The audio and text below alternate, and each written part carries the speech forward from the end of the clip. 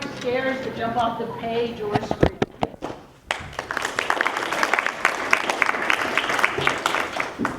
Next, we're going to move on to plot. To tell us about plot, we have a gentleman named Kevin F. Glover. Kevin is a filmmaker, a writer, a screenwriter, and I will let Kevin take it away on plot. Just advance this one. There we go, plot. So I'm not going to be talking about cemetery plots. We're talking about the plot in a short story, any kind of story, or film. And it's the sequence of actions or events that make up a story. So in other words, it's what happens and then what happens next. And so as you're writing or as you conceive of a story, you're going to develop different ideas for your plot, and different actions happen, and how you sequence them becomes part of your structure. You start with a concept, so everybody who writes either starts off with a concept, a basic idea of what their story is. It's that kernel of what your story or script is going to be about. And every idea, sometimes there's a lot of new writers that like to think every little idea is precious. And it's not the concept itself, but it's how you expand it, how you create the plot around that concept that makes your story, that expands it and makes it either work or not work. Because there's basically only two types of stories in the horror. Bad things happening to your hero, who is your protagonist, or your hero does bad things to other people. So really when you boil down to it, all your different kinds of horror stories all kind of evolve something bad happening, and it's either your hero that becomes a bad person, as your Dr. Jekylls, your The Flies. There's not quite as many of those as there are the other people, where people are the victim, or the hero is the victim who has to overcome the monster, the creepy thing, whatever it is, Jason, Freddy, whoever's after it. So you have to decide what kind of story you're going to go, so you know how to structure your plot. Each event is a story beat or plot point. If you read some script books or some story books, they're going to describe those activities, those actions that happen as either a story beat or a plot point. And so when you're coming up with your plot, you want to brainstorm a bunch. You don't want to just have 2 or 3 little ideas of things that happen. The more you brainstorm, the better your script is going to be. You just think about all the different ideas you'd like to have happen. The next thing is know where you want to go, so you know how to get there. So sometimes you start off knowing what your ending is going to be, and sometimes you know only what your beginning is.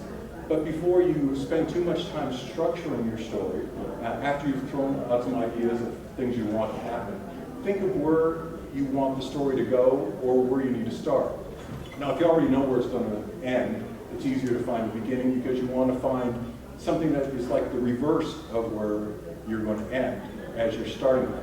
And vice versa, if you know where you want to start, you want to know about the exact opposite of that world is where you're going to end. And if you use index cards, this is kind of like an old school trick to write down those ideas. It gives you the freedom to organize them in any way you want. So a lot of times, a lot of writers will come up with a lot of different ideas for scenes they like, and they don't know the characters' names yet necessarily. They don't know much about they haven't fleshed out the story. That's what you're going to do with these concepts that you're going to write on your index cards. And again, the more you can come up with, the more crazy ideas for scenes. Don't censor yourself. Just write as many different ideas that you think are germane to this concept that you have. And then you're going to organize them. And when you organize them, the sequencing of these beats gives you pace and structure. A slow burn story has longer scenes with fewer beats per scene. So you're going to need fewer of those ideas to, if you're starting with a slow burn, which a lot of horror films and a lot of horror novels are kind of slow burn, where it's all about mood and atmosphere, and the scenes tend to run longer with fewer plot points happening because there's a lot of descriptive prose about the mood of the piece that they're going to be talking about. And then a fast-paced story is like, a Bruckheimer movie or something, where every scene is just, it's a couple pages on the script, or it's just a couple, maybe a couple minutes on the screen with a lot of different plot points, a lot of things coming at you. And sometimes that's a way to describe some weak holes because you've got so much going, it's only afterwards that you think about it. Wait a minute, none of that makes sense. But you want to start with as much ammunition as you can, so you want to have as many of those index cards filled out with as many ideas as you have. Now, an aimless story has beats with little or no direction. So that's if you just took that pile of cards and you just threw them in the air, or just whatever happened, this followed this, and it's not much of a movie, it's not much of a story. You want to apply structure to those story beats. And a predictable story has overly familiar beats in the exact order you expected. So sometimes you're recapitulating a story you already know, and you're just writing different names or something. So you want to look at each idea you have on that card and say, okay, this is kind of cool, but did I see that in a movie? Did I read that in another book? I kind of like this, but I want to make it my own. So find a way to vary that so it becomes more unique to you or your particular story. So it's okay to use what other people have done. You just have to mix it up because there aren't that many plots. There aren't that many ways to mix the plot. So it's putting variations on everything that makes it uniquely your own. And then we're going to talk about this in a minute, is conflict. A boring story has no conflict. So when you're devising this story with all these different plot points, the more you can structure where something dramatic happens in every scene. This is conflict, and it doesn't have to be big conflict. People don't have to be in fights. Things shouldn't be too easy for your hero, or there's no drama. Kill Freddy Krueger with a fly swatter, there'd be no adventure, no reason to watch the thing. So the more difficult it is to kill your bad guy, the more entertaining it is for the hero and for you, the reader, reading the book or watching the movie. Most stories use a 3-act structure in simple terms. That's the beginning, the middle, and the end. And the opening is often called the setup, and that should be about 25% of your story. Then you have the complications, and this is the middle chart. This is where things get worse and get better because you want to have a balance of good and bad. And then the last part is a climax and resolution. That should be about another 25% of your story. Now, when you're thinking back to those index cards you started, if you make a couple rows where you split up beginning, middle, and end, and you group those index cards, and you look at the ideas you have, you'll know right away if you've got maybe too many ideas in your middle and not enough ideas in your beginning or your end to make an interesting story. So that's before you start writing, because once you start committing to writing, then you're more committed to the story you've told, and it's less, you got a brain set not to try to fix your story before you start plotting it out. So you want to outline it good, have a good plot structure before you start filling in the holes. And you'll know instantly if you don't have enough plot points in each of these sections. So it doesn't pretty much equal out to this 25, 50, and 25. Now, if you read books on writing or script writing, they'll tell you more advanced techniques about this plot structure. In the middle of this complication, coincidentally enough, it's called a midpoint. And at that midpoint is the worst possible thing that's going to happen. So by the middle of your script, you're in that world where things are just about as bleak as it's going to be. And then from there, you've got to build to finding that resolution. So it seems formulaic. And when you look at it in terms of percentages and things, but the structures are there for a reason, because it does, if you keep in those guidelines, and some stories, maybe it's percentages that aren't exactly the same way, but the more successful your story will be overall, because there's a certain expectation that we don't want to spend too much time getting started, which if you had like 50% before anything happened, you're going to be walking out of that theater. But 25% is about most people sit for and start to get restless. 50% in that middle that's the hardest part. Everybody wants to rush to the ending because that's all the cool stuff. When they destroy the monster, where the most violent stuff happens is at the very end, because everything has to escalate as you write. So the evilest things happen as it gets closer to the end.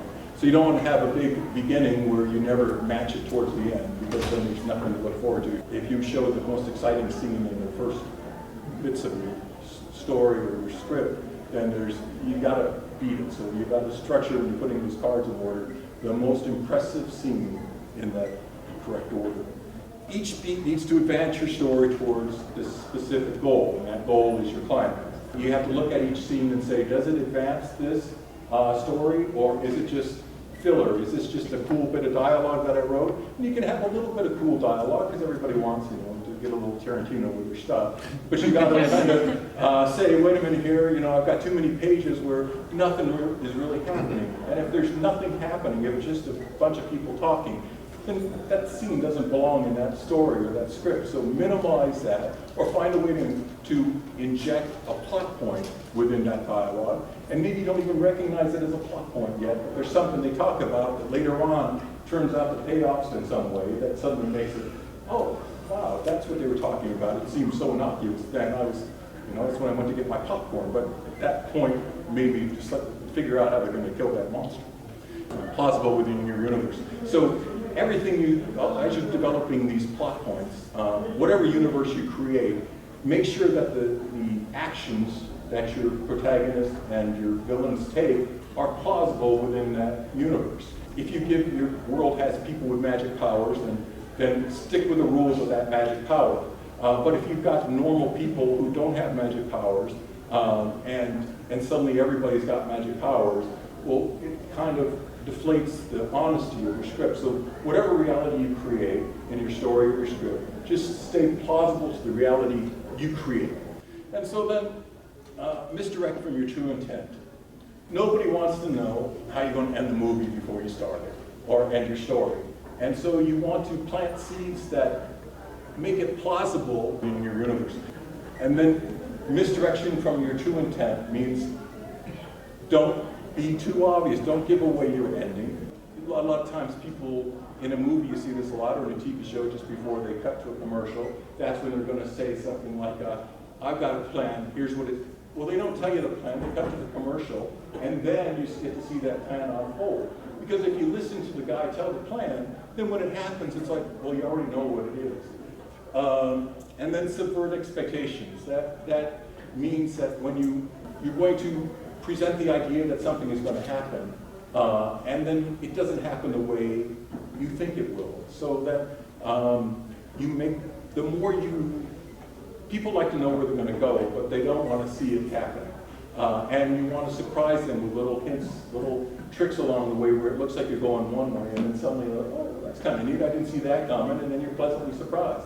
But if every step of the way you can see the road map a mile away, it's just not interesting. So find ways to subvert expectations. And then and it's very much along the same lines as foreshadow without being obvious. So if you need to have a gun in a scene later on, or if you have to, you know, somebody's going to be out in the woods and their cell phones aren't going to work, well, you need some little kind of thing that's going to set up why their cell phones aren't going to work before it becomes important. Because if you only say it when it became important, then it looks like you didn't think about it. So you want to foreshadow, but you don't want to call, you know, point big flags at, you know, oh, this is that important scene that the cell phones don't work. It's just like a throwaway line that saves you in the end when it becomes important. But satisfies people to say, why didn't they talk about that at least one time? 2 steps forward, 3 steps back. Don't make it easy. So what that basically means is when you're developing your plot, you want the protagonist to look like he's getting ahead a little bit, but just as soon as he gets ahead, if it's an easy victory, there's no drama, there's no challenge. So 3 steps back means it gets worse each time he does it. And these, again, are every stake has got to be escalating stakes. So when you're putting those index cards together, you're thinking of these story ideas and these plot points, you got to escalate them so the biggest encounter is the climax. It's the very near the very end of your script or a story. Plot twists are good. That's kind of, again, variations. Some of these are variations of the same thing. Alternate light with dark, tense with calm. Scares are more effective when we thought it was safe to relax. You see this in a lot of movies where, you know, it looked like the monster was going to attack somebody, and then they don't. Everybody, it's over with, and that's when the guy comes out with the axe, and they're all tripping back. So I just got the wrap-up sign here. So just remember, conflict. Find as many ways to put conflict into your scripts. If everybody's all buddy-buddy, there's no drama. And keep it, just remember these rules and use them in different moderation or whatever. And then go out there and make something scary. Really scary. Thank you.